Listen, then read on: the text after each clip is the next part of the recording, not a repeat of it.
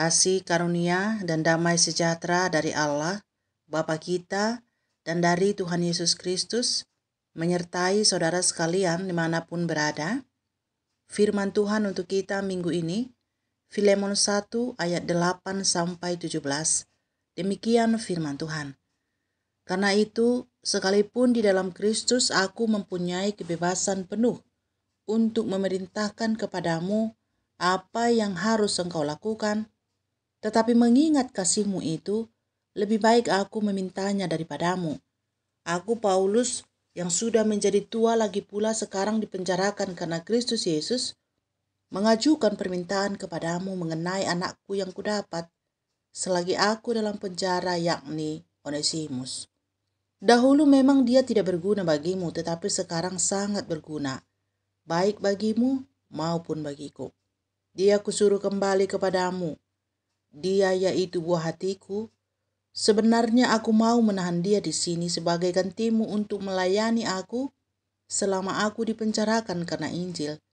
Tetapi tanpa persetujuanmu, aku tidak mau berbuat sesuatu, supaya yang baik itu jangan engkau lakukan seolah-olah dengan paksa, melainkan dengan sukarela.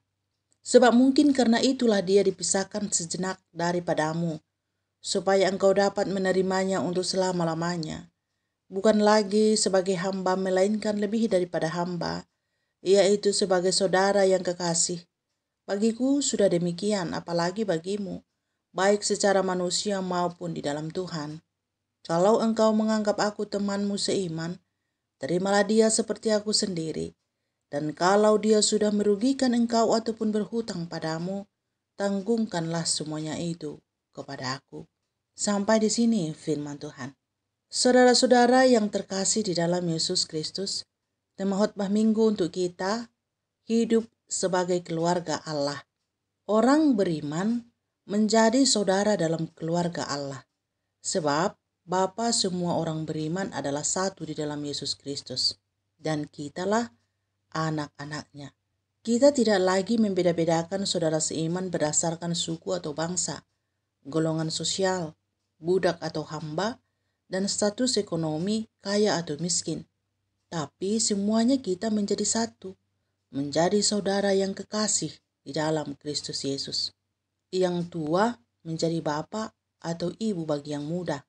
Yang lebih muda menjadi anak bagi yang tua atau menjadi saudara. Anggota keluarga Allah saling mengasihi, merendahkan hati dan mengampuni. Seperti Filemon, ia sangat mengasihi Rasul Paulus, dan karena kasihnya itulah ia sangat berharga di mata Paulus. Sekalipun Paulus bebas memerintahkannya, tapi ia tidak memerintahkannya. Paulus memintanya sebagai saudara yang kekasih, mengingat kasih Filemon. Lihat ayat 8-10. Karena itu, sekalipun di dalam Kristus aku mempunyai kebebasan penuh untuk memerintahkan kepadamu apa yang harus engkau lakukan, tetapi mengingat kasihmu itu, lebih baik aku memintanya daripadamu. Aku Paulus yang sudah menjadi tua, lagi pula sekarang dipenjarakan karena Kristus Yesus mengajukan permintaan kepadamu mengenai anakku yang kudapat selagi aku dalam penjara, yakni Onesimus. Jadi saudaraku, kasih itu menciptakan rasa dan sikap persaudaraan dan kedekatan dalam sebuah hubungan. Itulah sebabnya kasih mutlak dalam kehidupan keluarga Allah. Sikap memerintah yang wajar berubah menjadi sikap rendah hati yang mengasihi. Hal yang sama diterapkan Paulus kepada Filemon, supaya Filemon menerima Onesimus bukan lagi sebagai hamba seperti sedia kala, tetapi menjadi saudara yang kekasih. Sikap Paulus yang mengasihi tidak hanya tampak pada kerendahan hatinya untuk meminta bukan memerintah, tetapi dalam perbuatannya juga. Ia mengembalikan Onesimus kepada Filemon, bukan karena ia tidak memerlukan Onesimus lagi, tapi karena Filemon lebih berhak memiliki Onesimus, dan ia tidak mau menahan Onesimus tanpa persetujuan Filemon. Kasih Paulus semakin jelas saat ia meminta Filemon menerima Onesimus sebagai saudara yang kekasih, bukan sebagai hamba seperti sedia kala.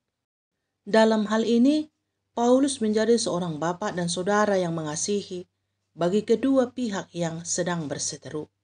menjadi pendamai bagi mereka supaya terjadi pengampunan dan penerimaan. Paulus tidak mempersalahkan siapapun dan tidak menyesali keadaan. Ia malah mengambil makna baik di balik peristiwa itu. Dalam ayat 11 dan 15 dituliskan, sebab mungkin karena itulah dia dipisahkan sejenak daripadamu, supaya engkau dapat menerimanya untuk selama-lamanya. Bukan lagi sebagai hamba, melainkan lebih daripada hamba, yaitu sebagai saudara yang kekasih. Bagiku sudah demikian, apalagi bagimu, baik secara manusia maupun di dalam Tuhan. Perkataan ini tentu sangat menenangkan dan meredakan amarah dan geram. Dan tentu Filemon akan bersukacita menerima Onesimus sebagai saudaranya. Saudara-saudara yang terkasih di dalam Kristus, hiduplah di dalam kasih, rendah hati dan mengampuni, sebab begitulah harusnya kehidupan anak-anak Allah dalam keluarga Allah. Dalam kehidupan anak-anak Allah, sangat mungkin terjadi kesalahan-kesalahan yang mengakibatkan seorang menjadi jauh dari yang lain. Datanglah dalam keadaan seperti ini, datanglah sebagai pembawa damai, mendekatkan yang jauh dan memperdamaikan yang berseteru. Jangan sebaliknya, mengambil keuntungan dari perseteruan yang ada. Perbuatan Paulus yang mendamaikan itu baiklah menjadi teladan bagi kita. Seruan perdamaian yang ia buat mendatangkan kebaikan pada semua pihak, pada Filemon, Onesimus, dan pada dirinya sendiri. Perbuatan Paulus yang mengembalikan Onesimus pada Filemon bukan hanya berguna bagi Filemon tapi baginya juga. Sebab dengan begitu ia menjadi lebih leluasa lagi meminta kepada Filemon supaya ia memberi tumpangan jika Paulus datang kepadanya. Seperti dituliskan pada Filemon 1 ayat 22. Dalam pada itu bersedialah juga memberi tumpangan kepadaku, karena aku harap oleh doamu aku akan dikembalikan kepadamu. Namun ini bukan berarti Paulus sedang menggunakan asas manfaat dalam perbuatan baiknya, tetapi dampak dari perbuatan baiknya menjadi jembatan untuk perbuatan-perbuatan baik selanjutnya, yakni untuk saling mengasihi satu dengan yang lain. Satu lagi yang terpenting, sebagai anggota keluarga Allah, kita tidak hidup seperti orang-orang dunia ini yang ingin meraih semua yang ada di dalamnya. Tapi kita hidup dalam perjalanan menuju tempat mulia. Orang yang kuat baiklah menolong yang lemah. Yang mempunyai harta banyak seperti Filemon, baiklah ia menolong yang kekurangan dan memberi tumpangan kepada saudara yang membutuhkan. Kepada saudara yang diberi karunia untuk mengabarkan Injil, beritakanlah itu dalam setiap kesempatan dan perdamaikanlah saudara yang berseteru, yang melakukan kesalahan-kesalahan. Bertobatlah dan jangan mengeraskan hati. Hiduplah dengan damai, sebab untuk itulah kita dipanggil menjadi satu tubuh dalam keluarga Allah.